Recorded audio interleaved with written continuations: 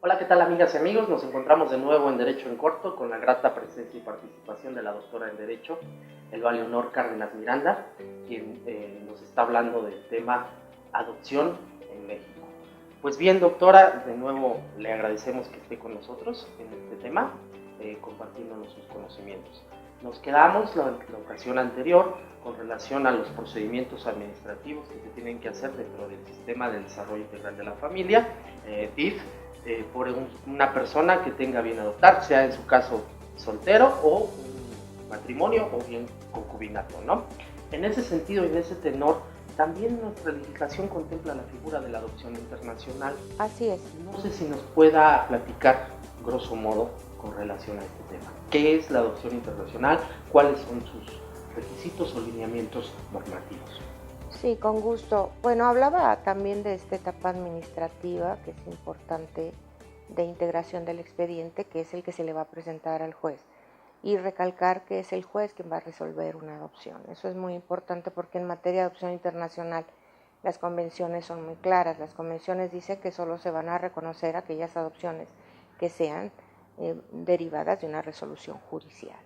Luego entonces México, con la preocupación de las adopciones y sobre todo de aquellas adopciones irregulares en las cuales sale un niño del país sin agotar previamente este procedimiento jurisdiccional, ha ratificado adopción en materias como la Convención de La Haya sobre la protección de menores y la cooperación en materia de adopción internacional.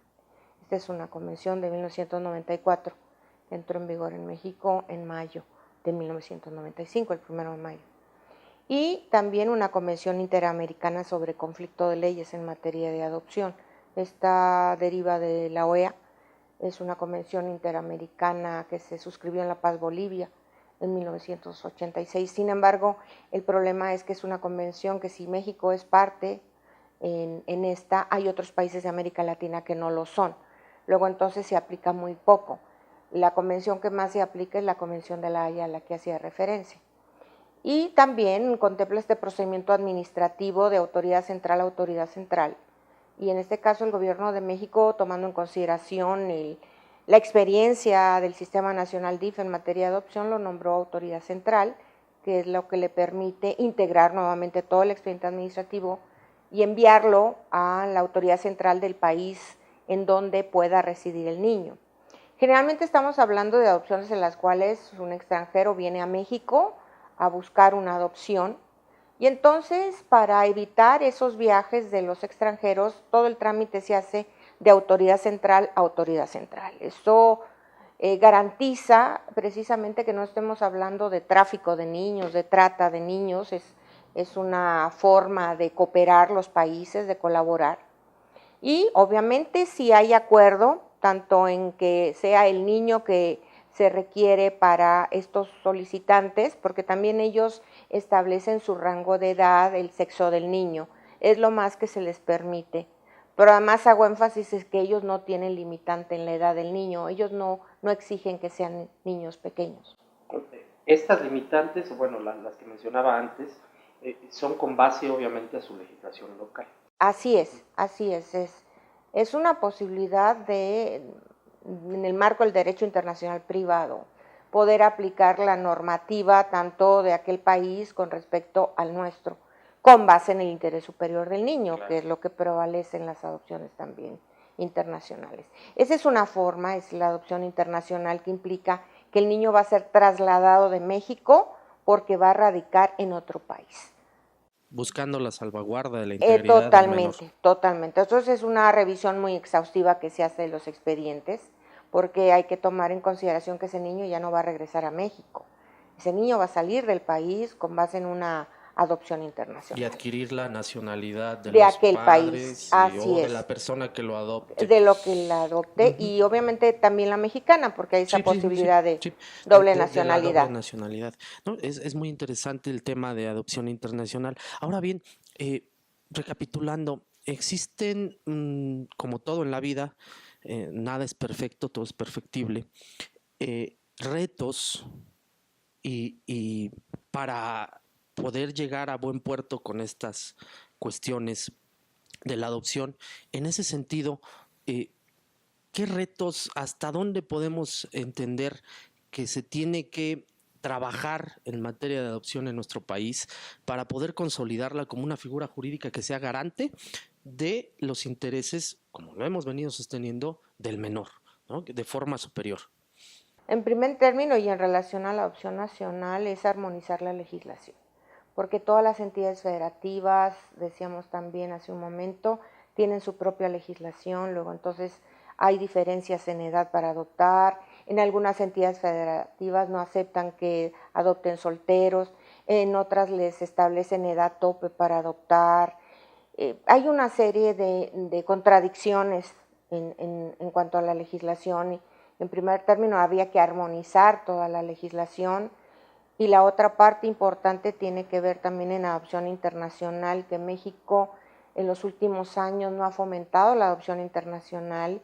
Nos parece importante porque hay muchos niños que se están quedando en los centros asistenciales, porque crecieron y porque ya los mexicanos no los quieren adoptar. Entonces, qué mejor que promover niños grandes, niños con alguna discapacidad, niños con algún padecimiento, que los mexicanos no aceptan adoptar y que pueden encontrar tal vez en el extranjero un hogar que los reciba con todo el amor que ellos necesitan. Entonces, sí hay retos, sí hay desafíos importantes para México. Nos parece que se ha descuidado en los últimos años el fomento de la cultura de la adopción. No se ha trabajado tanto en esto y sí se requiere. En muchas situaciones sabemos que están buscando maternidad subrogada, por ejemplo, y maternidad subrogada no está legislada en la Ciudad de México, por lo menos. Sí está legislada en Sinaloa y en Tabasco, pero se ha prestado para malas prácticas. Entonces, son las dos únicas entidades. Son, ¿verdad?, las dos únicas entidades en este momento. Coahuila tuvo un intento también, pero parece que no se concretó. Entonces, en general nos parece que se ha descuidado ya la adopción en los últimos años, hay que trabajarle muy fuerte, porque sí hay posibilidad de que muchos niños que en este momento tienen saturados centros asistenciales pudieran promoverse en adopción.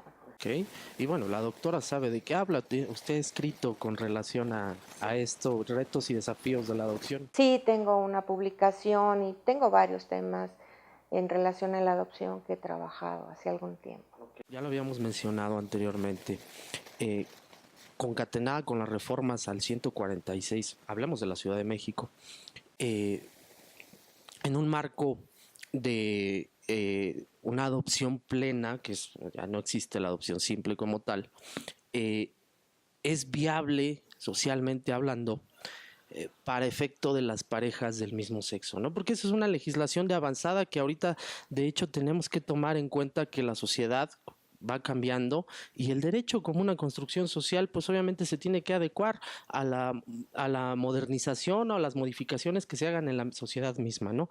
En ese sentido, ¿cuál sería, por último, su postura en ese sentido? Porque creo que no lo terminamos de aterrizar en la ocasión pasada. Mi postura es que se trabaje mucho en la preparación de los padres adoptivos, independientemente de que sea una pareja de distinto sexo o del mismo sexo. Eso es lo que hay que trabajar.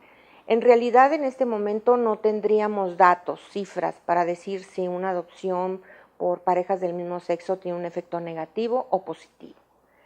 Las adopciones que se han dado aquí en la Ciudad de México, me parece que la niña que adoptaron tendrá en este momento 5 o 6 años, que fue la primera adopción que se dio en el albergue temporal de la Procuraduría General de Justicia de la Ciudad de México. Y bueno, está muy pequeña para poder tener datos y enfatizar es mala o es buena, cómo están las tendencias o las opiniones. Generalmente se toman datos de otros países, de Estados Unidos, porque algunos estados de la Unión Americana la aprobaron, no todos.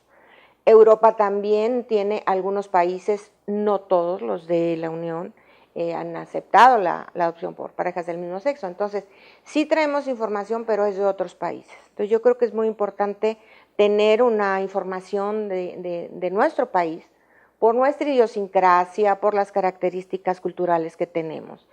Entonces, hay que esperar un tiempo para decir, o tener elementos para decir es buena o es mala, o es negativa, o repercute en el desarrollo psicoemocional de los niños. Para mí, en este momento, lo que yo enfatizo es que se preparen mucho, las parejas o los solicitantes solteros para adoptar. Indistintamente, porque tiene que ver mucho con que va a llegar a su hogar un niño que proviene de situación de abandono, de desamparo, carenciado, y no me refiero a las cuestiones materiales, sino carenciado de amor, que eso es lo más grave y lo que más ha repercutido en su desarrollo emocional. Entonces hay que buscar esa preparación para que el niño realmente pueda integrarse plenamente en una familia. Pues le agradecemos mucho, nos ha ilustrado muy bien con relación a este tema, que es un tema que domina entre otros. De verdad es un gusto contar con su participación. Derecho en Corto es su casa. Gracias, muchas gracias por la invitación. Gracias a usted por asistir. Y pues bueno, nos despedimos de ustedes, amigos, y como siempre digo, el derecho bajo Dios y sobre todo, esto fue Derecho en Corto. Hasta luego.